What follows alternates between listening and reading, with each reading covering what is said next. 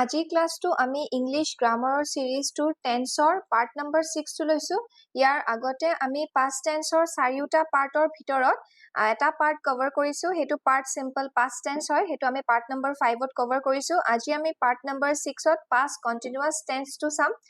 past tense বুজায় মানে যোনটো কাম আমি কৰি উঠিলো pastত মানে অতীতত ভূতকাল বুজায় যোনটো কাম আমি আগতে কৰি উঠিলো বুজায় হেতুৱে past tense এতিয়া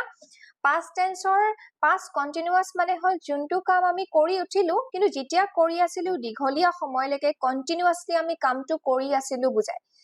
it is an action going on at some time in the past মানে pastত আগতে আমি কামটো কৰি উঠিলো but সেই কামটো আমি যেতিয়া কৰি আছিলো তেতিয়া continuously বহু সময়লৈকে কৰি আছিলো বুজায় যেনেকে I was driving a car মই গাড়ী চলাই আছিলো এতিয়া গাড়ী যে চলাই আছিলো বুজাইছে সেই গাড়ীখন দীঘলীয়া সময়লৈকে চলাইছো continuously চলাইছো বুজাইছে কাৰণ ভাৰ্বৰ ফাৰ্স্ট ফৰ্মৰ লগত আমি ing ইয়াতে ইউজ কৰি আছো যেনেকে এটো ভাৰ্বৰ ফাৰ্স্ট ফৰ্ম ইয়াতে আছে drive এটো আমি driveৰ লগত ing ইউজ কৰিছো হেতু ing ইউজ কৰিলে বুজি পাম যে continuously কামটো হৈ আছিল কিছু সময়লৈকে তেনেকে ইয়াতে আছে they were enjoying the party last night মানে জুৱা ৰাতি last night তেওঁলোকে পাৰ্টিটো এনজয় কৰি আছিলে বহু সময়লৈকে এনজয় কৰি আছিল বুজি পাম কাৰণ ইয়াতে এনজয় আছে এনজয়টো কি হয় ফাৰ্স্ট ফৰ্ম হয় তাৰ লগত ing ইউজ কৰিছে মানে কন্টিনিউয়াছলি কামটো কৰি আছিলে বুজাইছে আৰু ইয়াতে আমি আৰু এটা বস্তু এই দুটা এক্সাম্পলত চাব পাৰো যে এটো এক্সাম্পলত was আছে ইয়াতে were আছে দুটা বেলেগ বেলেগ কিয় কাৰণ ইয়াতে I আছে I মানে এজন মানুহ বুজাইছে এজন মানুহ সিঙ্গুলাৰ নাউন হলে আমি was ইউজ কৰিম they মানে সিহতে মানে বহু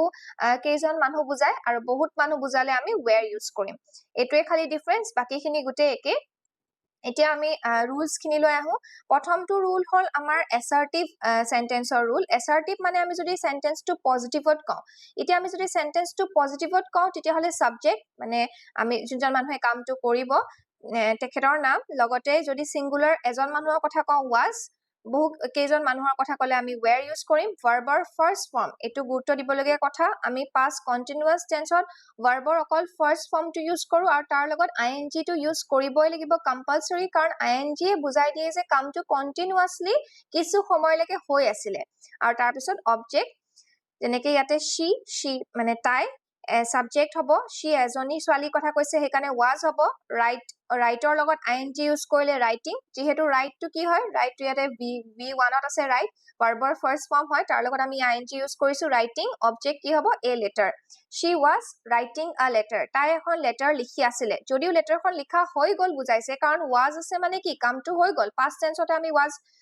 লিখো কামটো হৈ গল তাই লেটাৰখন লিখা হৈ গল কিন্তু তাই যেতিয়া লেটাৰখন লিখি আছিল তাই কন্টিনিউয়াছলি বহু সময়লৈকে লিখি আছিল বুজাইছে কাৰণ ইয়াতে ৰাইটিং আমি ইউজ কৰিছো ing ইউজ কৰিছো ঠিক তেনেকে যদি আমি নেগেটিভত সেন্টেন্সটো কওঁ তেতিয়া হলে সেমে হয় খালি not টো ব্যৱহাৰ কৰিম সাবজেক্ট যদি সিঙ্গুলাৰ হয় was প্লুৰেল হলে were তাৰ পিছত not ইউজ কৰিম ভাৰ্বৰ ফাৰ্স্ট ফৰ্মৰ লগত ing তাৰ পিছত অবজেক্ট যেনেকে she was not writing a letter তাই এখন লেটাৰ লিখি নাছিলে কাৰণ এটো আগতিয়া কৈ বুজাইছে যে কামটো আগত কৰিছিলে নে না হেতুৱে বুজাইছে যেহেতু তাই লিখা নাছিলে সেই কাৰণে not আমি ইউজ কৰিম বাকিখিনি পজিটিভৰ সেন্টেন্স নিচিনাই হয় খালি নেগেটিভ সেন্টেন্সত আমি সদায় ভাৰ্বৰ আগত আমি not টো ইউজ কৰিব লাগে she was writing not নহব she was not writing সদায় verb টোৰ আগত আমি not টো ইউজ কৰো ইয়াতে দুটা verb আছে এটা হল be verb এবোৰ was were is am are এইবিলাক be verb বুলি কয় আৰু বাকি এইবোৰ যিখিনি আমি v1 v2 v3 ইয়াৰ পৰা ইউজ কৰো সেইখিনি নৰমাল অ্যাকশন verb হয় নেক্সট আমি যদি ইন্টাৰোগেটিভ সেন্টেন্স চাও ইন্টাৰোগেটিভ সেন্টেন্স মানে প্ৰশ্নবোধক আমি যদি কোৱেশ্চন খুদিছো কথাখাৰত তেতিয়া হলে আমি এটো জানোৱে সদায় be verb টো আগত হয় মানে এটো সদায় be verb টো আগত হয় সাবজেক্ট টো পিছত হয় তাৰপিছত ভাৰ্বৰ ফাৰ্স্ট ফৰ্মৰ লগত ing টো ব্যৱহাৰ হ'বই যেহেতু past continuous tense কামটো কন্টিনিউয়াছলি কৰি আছে বুজায় তাৰপিছত অবজেক্টৰ লগত কোৱেশ্চন মাৰ্ক যেহেতু ইন্টাৰোগেটিভ সেন্টেন্স হয় প্ৰশ্নবোধক সেন্টেন্স হয় হেতু কাৰণে এক্সাম্পল ইয়াতে was বা were টো আগত হ'ব যেহেতু was আমি লিখিম she কিয় লিখিছো আমি was কাৰণ she এটা singular noun হয় singular noun লগত আমি সদায় verb to was দেখো was she writing a letter তাই এখন letter লিখি আছিলে নেকি তেনেকে আমি কোৱেশ্চনটো খুদিব লাগিব ঠিক তেনেকে আমি যদি এতিয়া interrogative negative যদি ৰুলটো চাও interrogative negative মানে প্ৰশ্নবোধকে হয় কিন্তু সেই কোৱেশ্চনটো আমি negative sense ত খুদিছো তেতিয়া হলেও question mark থকা sentence হলেটো আমি কেতিয়াবা কোৱেশ্চন খুদিলে সদায় verb টো আগতে ইউজ কৰিম be verb টো was বা were তাৰ পিছত subject মানে কৰ্তাজনৰ নাম আমি মেনশন কৰিম তাৰ পিছত not যেহেতু নেগেটিভত কোৱেশ্চনটো খুদিম verb first form লগত ing তাৰ পিছত object যেনেকে was she not writing a letter তাই এখন letter লিখি নাছিলে নেকি তেনেকে আমি কোৱেশ্চনটো খুদিছো নেগেটিভত নাছিলে নেকি বা তাই এটো কাম কৰি থকা নাছিলে নেকি তেনেকে নাই নোহোৱা নকৰা বুজালে আমি not to use কৰো আৰু যেহেতু আমি কোৱেশ্চন টো আমি